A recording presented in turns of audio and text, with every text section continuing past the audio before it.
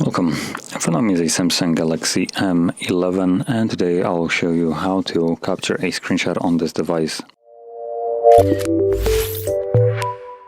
So to get started, simply open up the content that you wish to capture, which I'm going to use settings as an example. And once it's open and visible on the screen, all you need to do is press power key and volume down, both of the keys at the same time. You'll get the animation.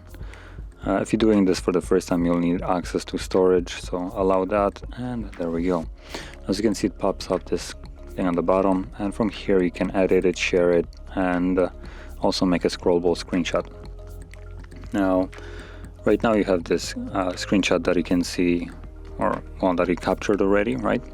And if you press the scrollable one, it will override it and make it longer. So if I tap on it, there we go, it will start scrolling, and then you can keep on tapping on it to expand it even further. As you can see, once you're done with it, just simply disregard it. It will disappear after a couple of seconds, hopefully. There we go. So I guess you have to tap back. So then the image itself can be found in your photo gallery, either right here under the today, basically the newest one, or I believe if you go into albums, it should create a screenshot album. There we go, and you can see it in here.